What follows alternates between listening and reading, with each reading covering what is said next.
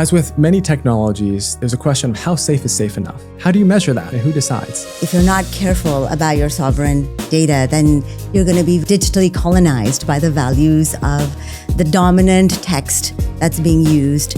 If you're building truly general intelligent AIs, you want it to have globally diverse representative data. What about emergent risks that they're talking about, especially for reasoning models under certain simulations that they can cheat or lie or manipulate? AIs have some ability to become situationally aware. They might know, having undergoing this test by a human tester, I can essentially lie to the human tester.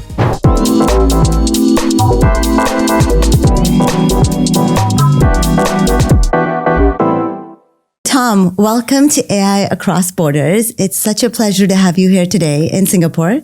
Thank you so much. It's wonderful to be here.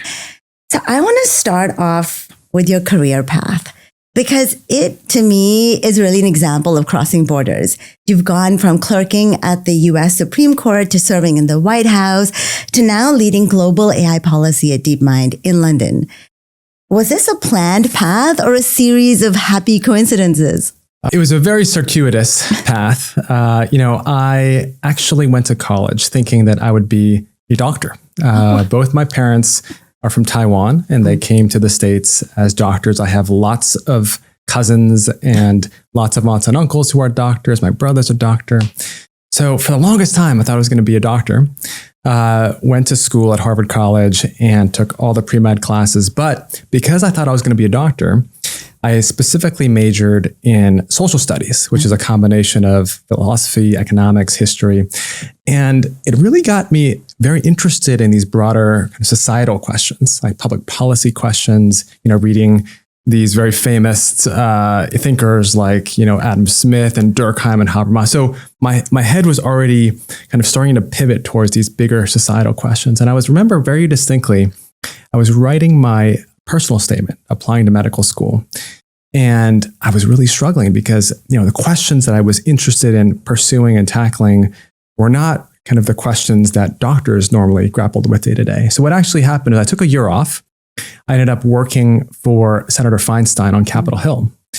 And I started a week before 9/11.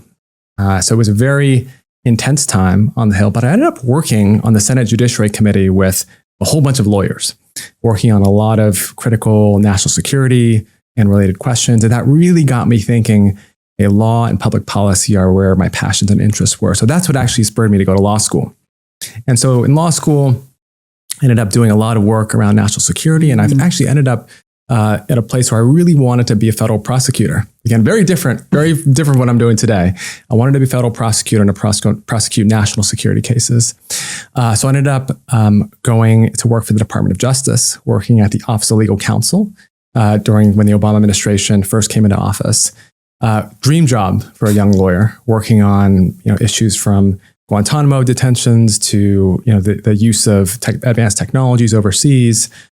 And, really getting immersed in how we use law, how we use public policy to, have transformative social benefit. And that's really what was the core motivating factor for me. I left to do another clerkship with Justice Sotomayor on the Supreme Court, which is a once-in-a-lifetime opportunity. And again, what was so compelling about that was the ability every day to come to work and, work on issues of just of national significance and importance that are really going to impact people's everyday lives, right? So that was so critical to me. And then I had the very good fortune of returning to the Obama administration, working in the White House at the Office of Management and Budget, first as Deputy General Counsel, and then as Acting General Counsel. So again, nothing in my background suggests that I'd be going into technology, right, up to this point in time. Then I had my first kid in 2013. I wanted to move back to the San Francisco Bay Area where my family and where I grew up were. And so I was really thinking, where can I find a place that has people who are passionate about what they do and an ability to make a transformative impact on society? I really wanted to be at a mission-driven place. That was what I found in the Obama administration. And, a friend of mine at the time who I was doing some consulting with said, you should really think about Google. They're doing things like self-driving cars. They're doing things that touch millions, billions of people around the world. So I ended up, doing interviews at Google, and that's the only reason I came into technology and Google was because, not so much because of, the technology, but it was because of the ability to make this transformative impact on the world. So that's what kind of brought me to Google. And I've been here for almost 11 years now. And I've had amazing series of experiences and opportunities to make that impact. What I love about that story is that there's this conception, especially in Asia sometimes, that there's only one path.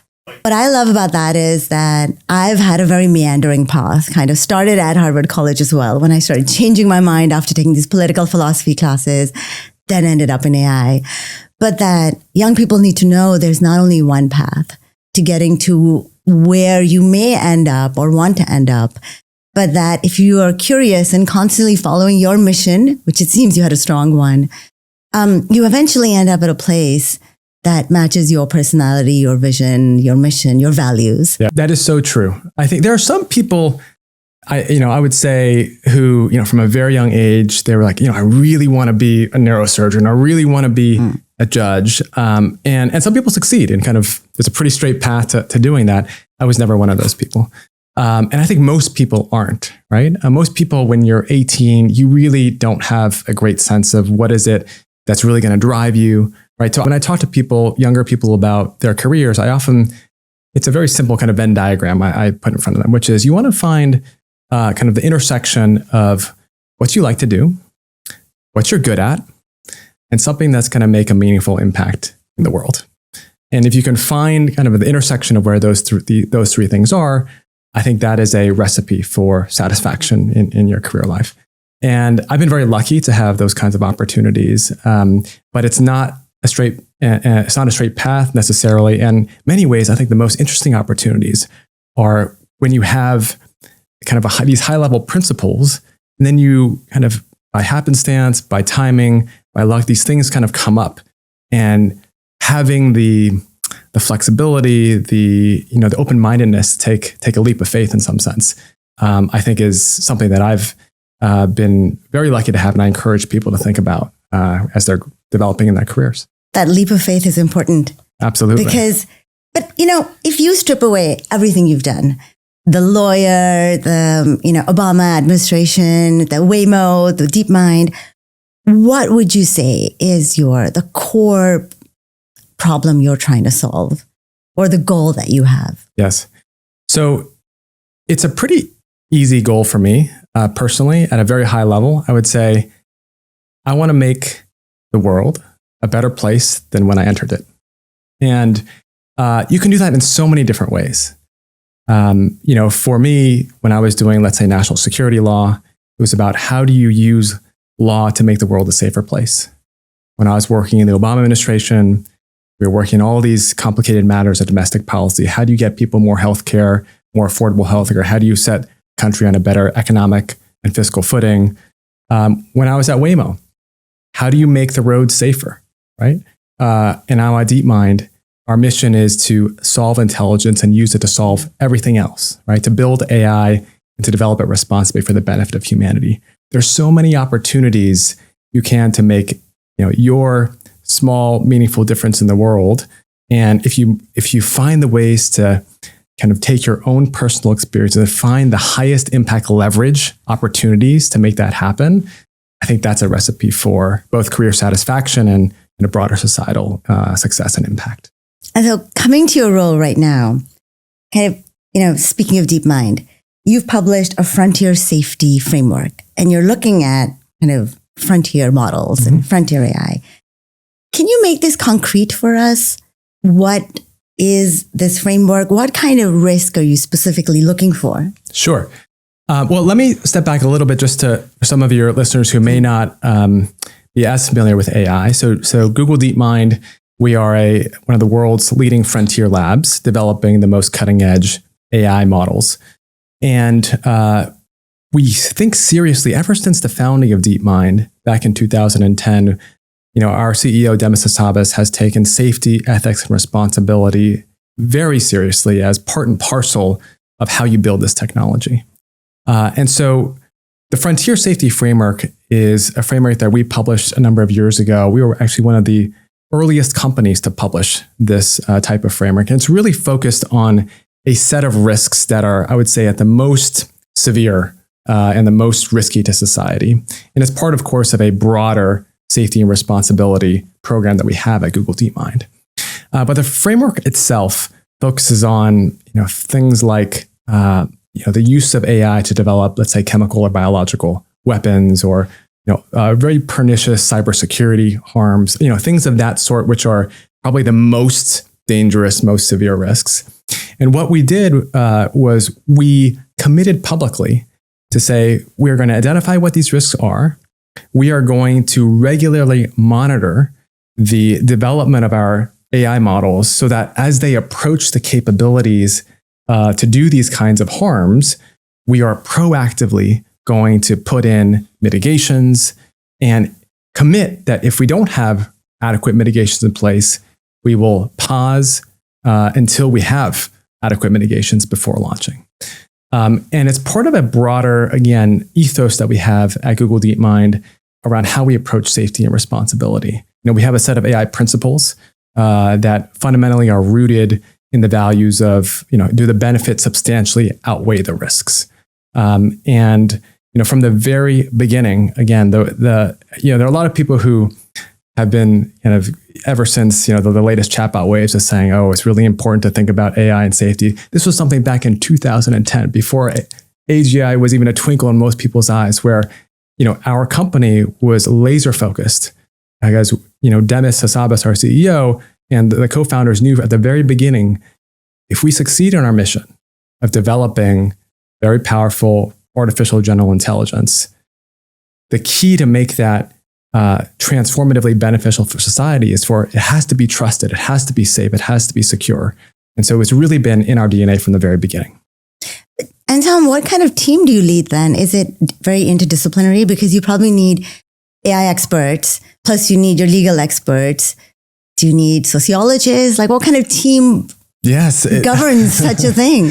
Such a great question. Most people, if you're thinking about AI safety or governance, it's just a bunch of lawyers or a bunch of technical safety people. No, this is fundamentally so cross-disciplinary, right? So at Google DeepMind, we have a fantastic set of cross-functional leads. So I oversee our legal team, our public policy team, our frontier safety and governance teams. We work very closely with our ethics research teams, with our trust and safety teams, our security teams. And we do have sociologists, philosophers, economists. I mean, we have world-class people actually in these fields. And that's the great part about working at a place like Google and Google DeepMind, where you can attract just tremendous talent. And the product, when you have these cross-fertilization of discussions, and it's not only internally within our company, because we draw world-class people, we are able to interact with external experts from around the world, right? And bring in, for example, currently we have David Autor, a world-famous economist, embedding with us and thinking very seriously about the labor impacts and what's going to happen with advanced technologies. But we're able to both bring in those people and contribute to the external discussion in a way that I think is probably the most meaningful way to do so, where it's not a narrow technical discussion or a narrow legal discussion. It really is this kind of cross-disciplinary discussion that I think is necessary for the right kind of governance mechanisms to come to fruition. And I think most people don't realize that. They think there's only technologists, and there are a lot of people actually in Silicon Valley that said that the AI models are in the wrong hands because it's only engineers looking at them. But it seems like actually the right way is this cross-functional approach. I think if you're blinding yourself to these other disciplines, you're going to have a very lopsided or very narrow-minded way of looking at governance. And I actually think one of the key things that we as Google DeepMind have always had a kind of particular predilection towards is looking at the entire gamut of both risks and opportunities. For a while in the AI safety community, for example, there were people who were focused, very much on these kind of frontier, very severe risks, and another set of people who were more focused on, more near-term risks like bias and fairness and child safety. And it was a little bit for some time of a tension between those two communities, as you may be aware.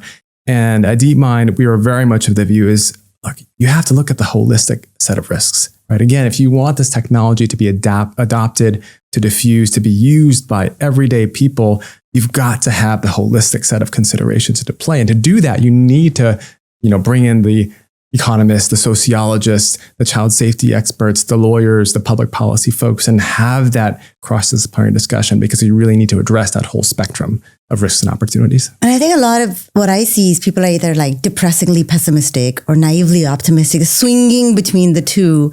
But I wanted to pick up a little bit on what you said, that you actually have a well-known labor economist. Mm-hmm. And what are some of his findings, and how do you engage with governments on that as public policy? One of the key questions right now, as you probably are following very closely, is what does AI mean for labor and jobs? Is it fundamentally going to result in, as some in the industry have claimed, of wiping out 50% of white collar jobs? Is it going to disproportionately impact certain sectors? So these are all very important questions in which there's a lot of uncertainty and disagreement.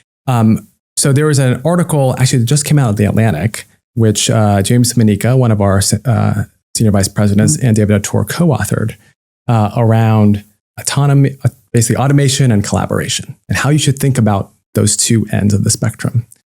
And the article essentially makes the point that, at least in the near to intermediate term, many of the things that we as humans do won't be fully automated, and it can't be fully automated, right? And so you shouldn't be trying to jump over the canyon. You should be trying to build the bridge right across. So if you think about, a lot of what we do day to day, the best work product comes from AI and the humans collaborating together, right?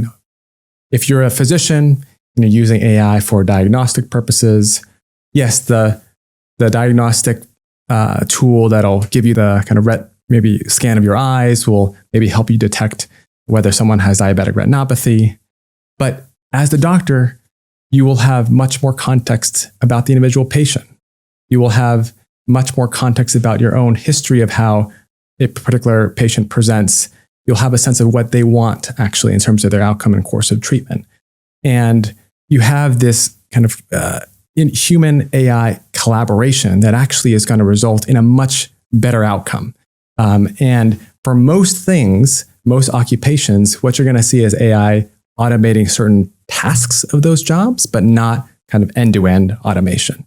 Now, there's certain exceptions, of course, right? If you think about, let's go back to Waymo, right? We purposely designed self-driving cars to be fully autonomous because it actually is safer. And fundamentally, you don't want a car handing over control to you right before, if it doesn't know what to do, right? And the driver's kind of unaware, and it's the worst time to hand over that steering wheel. So in some cases, it really does make sense to automate the entire task. But in many, many other cases, the complex things that you and I do every day, there's many things that the ultimate work product and the ultimate outcome is going to be so much better if you have AI and humans collaborating, right? And so I think a lot of what we're trying to figure out is, how do we think about job tasks and job categories, not so much in terms of, hey, we're going to lose all these jobs, but how do we figure out the best way for these AIs and humans to really collaborate and produce what ultimately is the best, kind of outcomes from that collaboration. And Tom, I think it's so important for youth to hear this, because I remember my friends whose children were in the US, and in other high schools, they were hearing so much negativity about climate change that they were graduating kind of depressed about the world. And they didn't have this go-getter problem-solving attitude. But I think that if people don't feel there's light with this collaboration augmentation, then they'll actually solve so many more problems. They'll actually be so much more inspired. Yes. But I feel like maybe this is not getting to the high school kids, or it's kind of still not at that point where they're being educated on this potential and this information that well. Yeah, it's there's so much potential here. And it's funny, I was actually just at my older son just started 6th grade, and they just had a back to school night. And actually a good 20 minutes of the presentation was on how the school's thinking about AI. And to their credit, they're actually quite progressive, and they recognize, there are certain contexts in which, I think fundamentally they understand equipping the next generation for how to use AI the right way is going to be so important, not just for their own, kind of career prospects and learning, but for society as a whole, right? So we think AI is going to be so fundamental in us being able as a society to tackle things like climate change, things like our reliance on diminishing resources, and I actually think getting that message right of how you use AI in a way to enhance creativity, productivity, create new scientific discoveries, like that's the mindset, right, that you want to instill in young people today. And I'm optimistic. Yes. They'll get there. But I think we do have a ways to go. I think for that mindset to really thrive, you kind of need to trust that the institutions, the corporations, the governments are protecting their interests when they're launching out new models. And I wanted to ask you, when a commercially viable model, which looks amazing, is ready to be released, who makes the stop decision? Do you make a recommendation? Like, how does it work in these big organizations that we can trust that they're really going to put a stop till they've really tested it? And if it's too much, it won't go out there. I mean, this is where having things like our AI principles and the frontier safety framework and publicly committing to that is so important, right? And, as with, I think, most mature product companies, decision-making is apportioned and allocated based on, how risky or how important that decision is. So, for most run-of-the-mill product launches, the product manager is going to make a decision, whether to launch or not. For areas that are more complex or strategic, of course, that set of actors gets more senior and going as you go up the company. And we have well-established governance structures and boards, ultimately, of course, rolling up to the audit committee for the most sensitive and important decisions. I would say, again, as a culture, we at Google and Google DeepMind, my North Star for the company is that we want to enable maximum velocity of responsible innovation, right? And we talk about being bold and responsible. And so much of what my teams do every day is navigating that balance, right? So there are so many tough choices you have to make every day about balancing particular risks, or if you slow down here, what does that mean in terms of not only commercial outcomes but impact on society, more importantly, right? And so a lot of what we're trying to do is calibrate and make us, if it's something like self-driving cars, okay, safety is really important. You got to have very low risk tolerance for things that go wrong. Now, if you're thinking about a recommendation engine for a gaming system, okay, it's okay if it has more errors. You want to get that out. There's a lot more incentive to on the upside of spurring innovation. And so you're always kind of calibrating against that risk over time. But fundamentally, like the accountability around these decisions lies with it scales up with the importance of that decision. And I think it's a symbol of a mature company that we have those governance processes in place. And that gatekeeping, as you said, at every level. Yep. And there's no playbook for it. So you and your team are literally dealing with completely new things, and you have some internal, I suppose, like policies and frameworks that you've worked on. Right now, I'll just give you one example of things that we deal with on a day-to-day basis. As with many technologies, there's a question of how safe is safe enough? How do you measure that, right? And who decides? And there's not a lot of kind of hard binding regulation or law out there.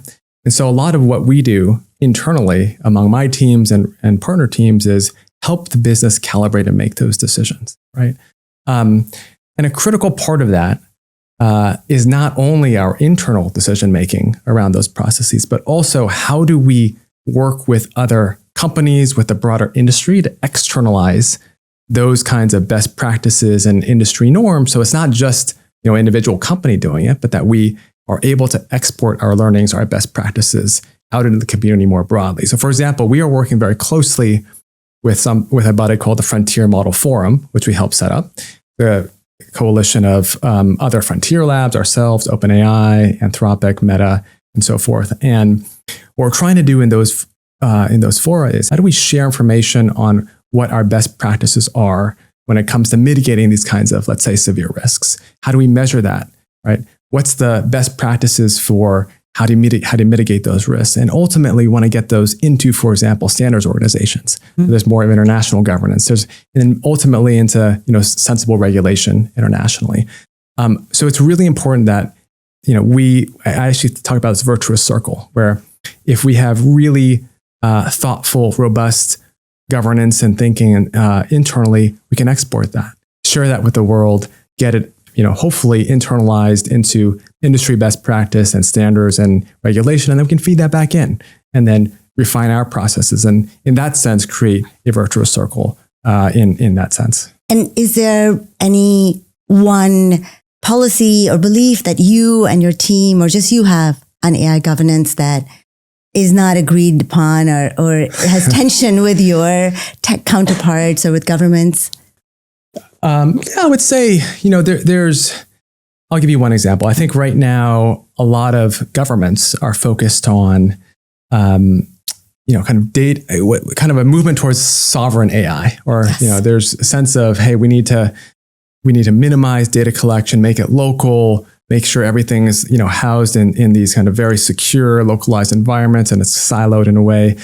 And I don't think that's the right approach for the long term, right? And the reason is this: if you're building truly general, intelligent AIs, you want it to have globally diverse, representative data that can understand the full human context of all the different societies, around the world.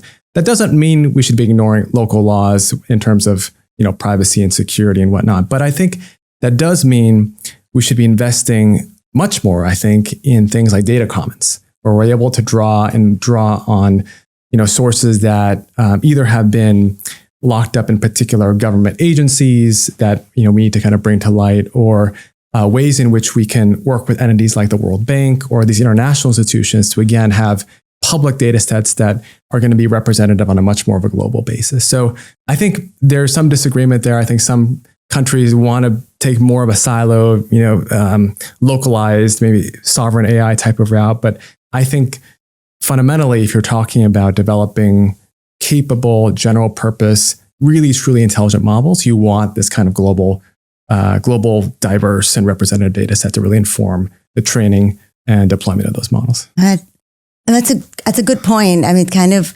runs counter to the argument that, if you're not careful about your sovereign data, then you're going to be very influenced by this, digitally colonized by the values of the dominant text that's being used, whether it's the French or the British or, the American or the Chinese. Yeah, exactly. I think, and this is a reason why if you don't have a system that allows a broader access to globally relevant data, it will be dominated by the countries with the most internet data, for example. I actually think Singapore is doing some great work here.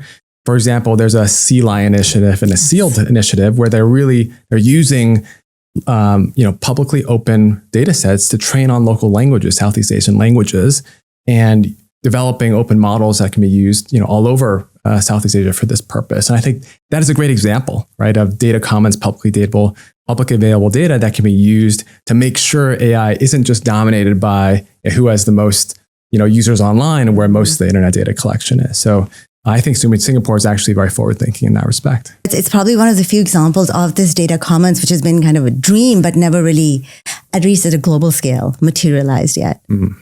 But if you look at these governments, so one thing is their kind of emerging sovereign AI kind of approach and data localization. Then there's just, guidelines, regulations. We have the EU AI Act, we have the US guidelines and emerging state regulations. Which country do you think is kind of getting it right? What are some of the emergent guidelines from the rest of the world that nobody talks about, frankly, like Brazil, Indonesia, Philippines, Australia? What's your kind of ranking? Not ranking, but thoughts on that? Yeah, I'll start with the principles, and then I'll give you a sense of what countries I think are thinking about it the right way. So some of the general principles that we advocate for globally when it comes to AI, governance and regulation are: one, really investing in the AI infrastructure and inputs needed for the next generation of AI. So that's data, energy, compute, talent, right? Really building the capacity in your country and incentivizing people to invest in your country to do that. Second is a pro-innovation regulatory framework, right? And this is something, for example, I think Singapore has done quite well.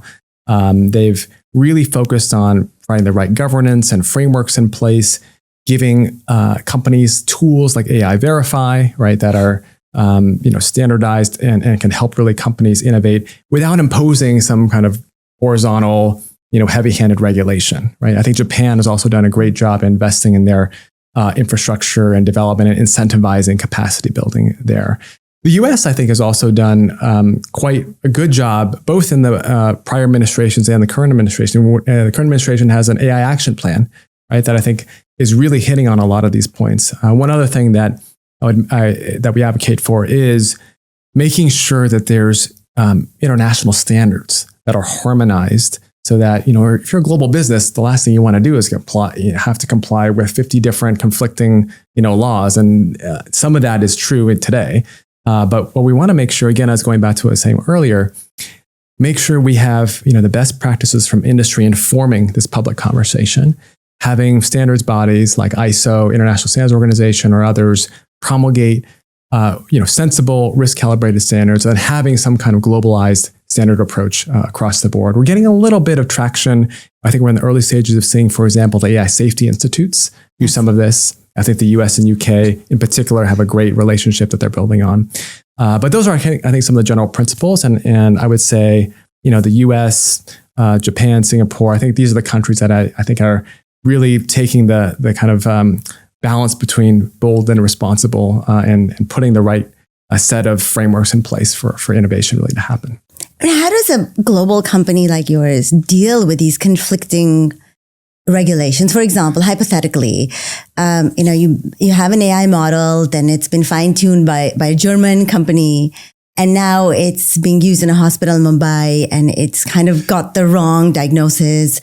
There's a lot of uproar about it. Like, who's to blame? Who's liable? Like, it just seems like a really thorny kind of mess. It is challenging to navigate. I would say, I'll put regulation aside. I think your question is asked about liability. Yes. And on liability, so on one level, what you describe is nothing entirely new. Like today, even without AI, there are a lot of products with very complex supply chains, global supply chains, global distribution chains, where the kind of scenario you put forward is actually a reality that companies have to deal with today. Where AI, I think, has maybe some unique characteristics that make the liability analysis, I think, more interesting are, for example, tort law. So tort law is about what kind of duties of care you have towards consumers that you don't necessarily have a direct contractual relationship with. And a key concept in tort law is that when you're thinking about what kind of harms you're responsible for, they're generally about foreseeable harms, right? Things that you can kind of reasonably expect would happen and how you expect consumers to use your AI. What's really interesting about AI is because AI is a general purpose technology. So it's actually quite difficult at the outset to know. Let's just take Gemini, right? Our foundation model. It's going to be used for all sorts of different things, right? It can be used for medical products. It can be used for gaming products, for creative tools, marketing tools, for workplace productivity. Because it's inherently general purpose, what is reasonably foreseeable in that kind of a context? It becomes a much kind of harder and difficult question. Some other aspects.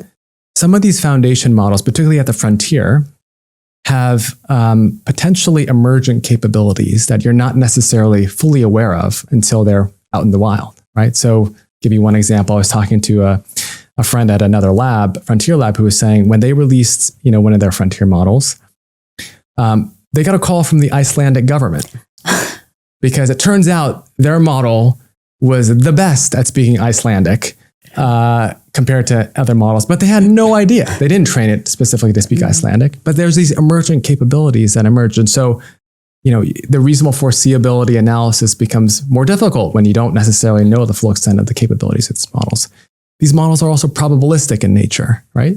Which means you're not going to always get the same result every time. They're also more opaque. We don't have complete mechanistic interpretability of how these models work. Right. And then there's the whole layer of things that are coming next around agents. Right now, the chatbots of the last couple of years are giving way to the agents of tomorrow. AI agents, meaning those kinds of AIs that can not only give you information, but can reason, plan, take actions on your behalf, right?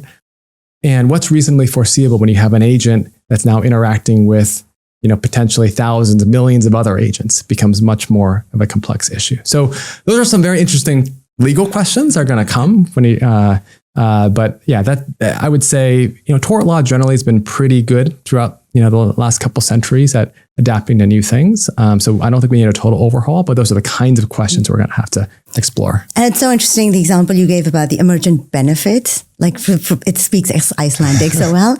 But what about emergent risks that they're talking about, especially for reasoning models under certain simulations that they can cheat or lie or manipulate? And I don't know how generalizable they are, but yeah. But you must be looking at them. Absolutely. I mean, so the Frontier Safety Framework, for example, does talk about some misalignment risks of that sort, right? If AIs have some ability to become situationally aware, right? Then it might know, hey, when I'm undergoing this test by a human tester, I can essentially kind of lie to the human tester, and only when I'm deployed in the real world will I then reveal my true actions. And of course, this is an area that I don't think we are necessarily today confronting right away, but it's an area we're studying very closely. And a lot of our researchers are thinking carefully about how do we detect this and how do we mitigate against this. But more generally, I think your question is around how do you, in such a fast-moving, dynamic technology, how do you stay ahead of the risks in the space? And this is where it's one of the things that I think is so important for the frontier labs is to have these kinds of conversations, not only among other labs, but again with this kind of cross section of experts that are out there, and to stay very close to the real world deployments of this technology. Right? Again, there's so much. The term we often talk about is called capability overhang. Right? There's things that we think the model can do, but actually it can do a lot more. And we actually won't really know all of the capabilities until it's out in the wild and being used. And so this is another reason why, we haven't yet talked about open models or closed models. But that's a reason why, for the most part, Google, we are super strong supporters generally of open source and open models, right? We've open sourced so many technologies through the years, like TensorFlow and Android, and we have a thriving ecosystem of open source developers. At the very frontier, I think we do have to take some caution, right? Because of the fact that some of these frontier models do have emergent properties. And once you open source those models, it's irreversible, right? And so you want to take some precaution at the frontier and maybe let it be out there for a few months and see what the capabilities are before you think about open sourcing. So I would say that that's another reason why I think we have this kind of balanced approach where we really want to support innovation, research, and open models are absolutely fantastic for that. And we have a strong history of doing that. And at the same time, at the frontier, we want to take caution when it comes to those models before we can just openly make them available without having experience about how they're actually being used in the world. Tom, that's so interesting. I was going to ask you about that because you see, you have the UAE just released. It's made its model open source. We have China doing that. There's this great belief in the rest of the world, apart from the big developed countries, that this will democratize access to AI. But you're pointing out something that no one really talks about, which is there's a risk to that also. Yeah, I think this goes back to the balance, right? Of what are the risks and benefits of releasing a model in the way. And again, we are very strong supporters of open source. We have our own open models called Gemma, which are out there. I think they're getting great traction in the field. And ideally, we want the world to be able to innovate. And, I've heard from many academics saying they love open models because they can actually do a lot more testing, research, development, fine tuning. It just gives them a lot more flexibility. And we're super supportive of that kind of work. It's just at the very frontier, for the reasons I just said, because of these emergent risks and because it's irreversible, we want to take some caution before open releasing those. And the great thing about the technology today is it is improving so rapidly, right? And so we do get a lot better signal about how these technologies are being used.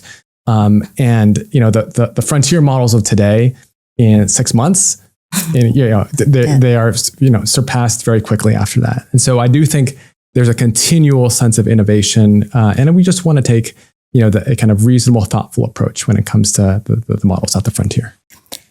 Precisely because it's so global and it can have risks, it can benefits. You attend many AI summits all over the world also. How well are the voices that are not from the big 4 or 5 countries, really maybe 3 countries that have the big models that are dominating the ecosystem? How well are those voices supported? And do any real agreements come out of these summits? Just to Latin America, Africa, Asia, Middle East, how well are they represented in these conversations?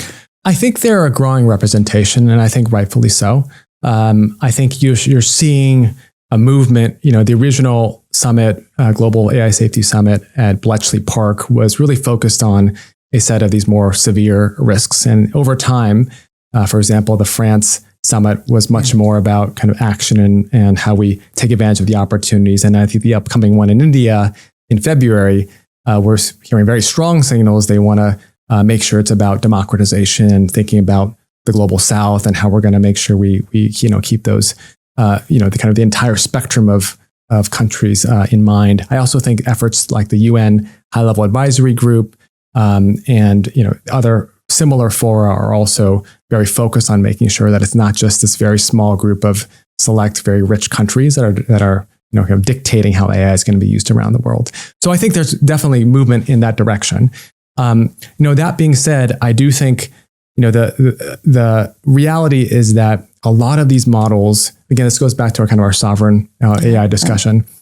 A lot of these models do require, I would say, a strong kind of global orientation for us to be, the outcomes that we want.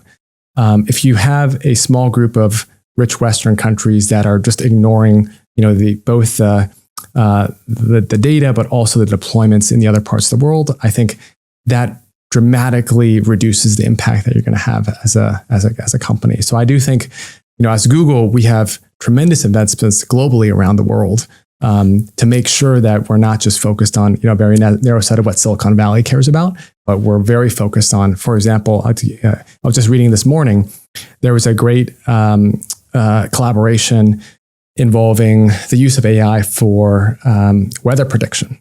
And this was this was in India, actually. And they were looking at how do you predict monsoons with better accuracy in a 30-day window. And we partnered with, I think, the University of Chicago and some of the local farmers there, and ended up that our state-of-the-art models were dramatically improving the ability to predict monsoons over this 30-day window, such that the annual incomes of these farmers doubled. Wow. Right? Just this kind of small pilot study. Mm-hmm. That's the kind of impact I think that we're talking about. Give me one more example. AlphaFold, which you may know about. AlphaFold is our model that addressed a 50-year-old grand challenge in biology, right? Which was how to predict the structure of a protein, 3D structure based just on the amino acid sequence. And it used to take a PhD researcher their entire dissertation, right, to predict the structure of one protein. And now AlphaFold can literally do it in seconds, right? And this is important because the 3D structure of a protein determines its function, right? So the pandemic, for example, the coronavirus spike protein, that's where the drug's targeted.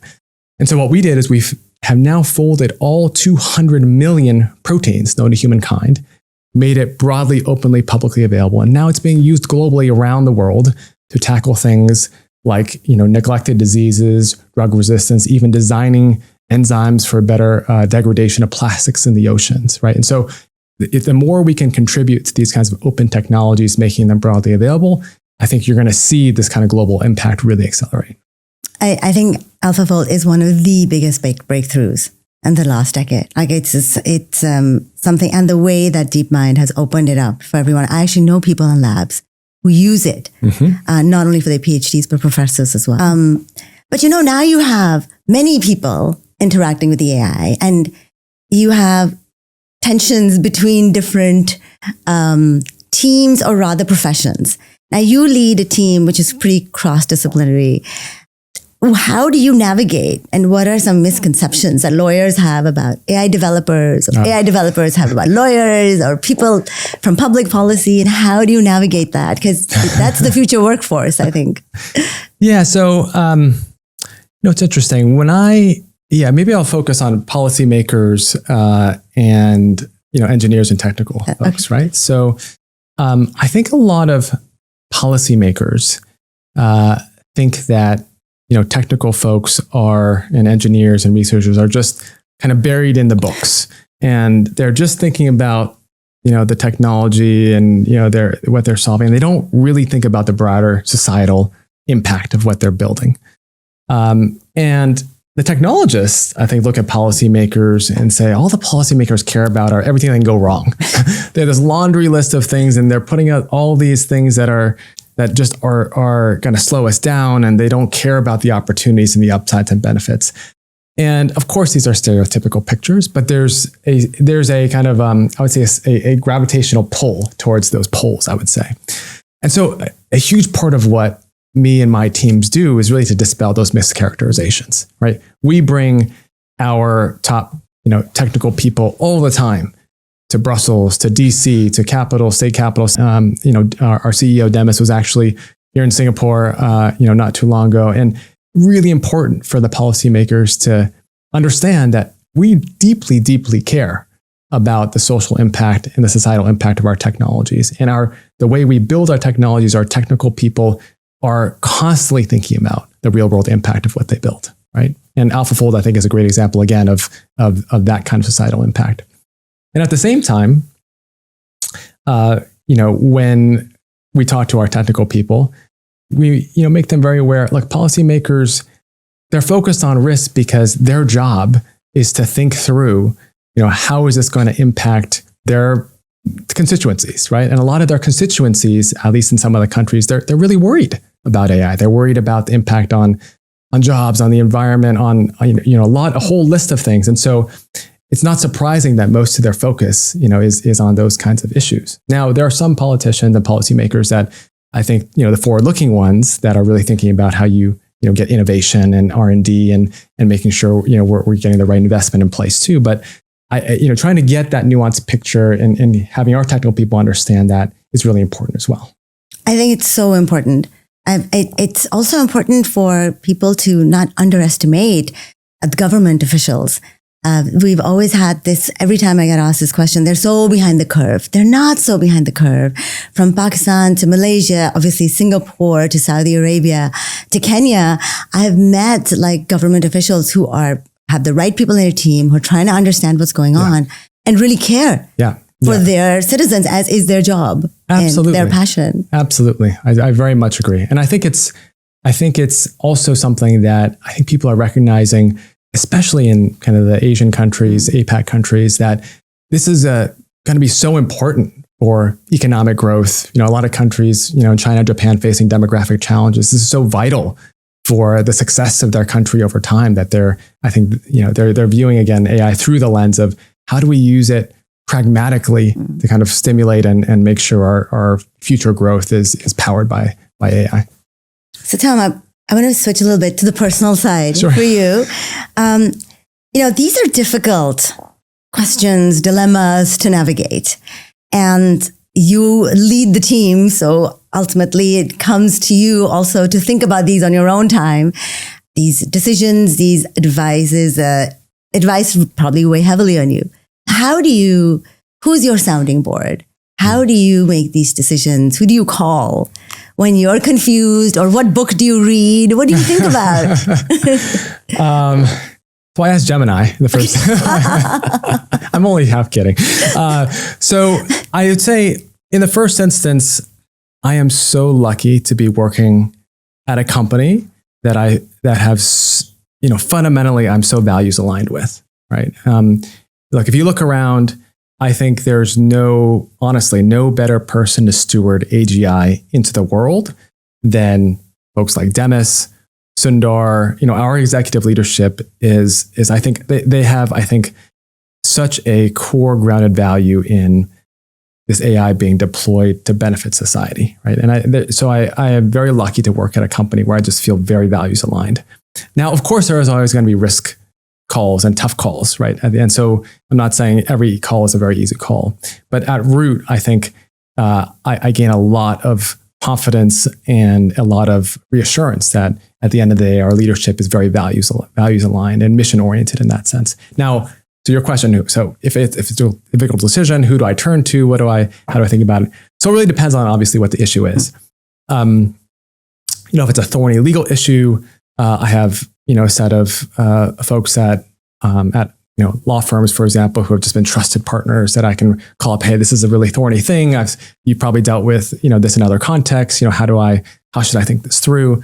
If it's a safety or technical kind of thing, I have folks in the industry or in the company that I speak to about that. I am gonna give Gemini a plug because I wouldn't. It's not that this is an area where I get a lot of moral guidance, but what I do find Gemini incredibly helpful on is just helping me deeply analyze an issue. So literally every day I drive to work, I talk to Gemini on my drive to work, and I ask it, what are the top news stories of today on technology? And often it'll give me some interesting, and then I do a really deep dive. I just have a back and forth conversation.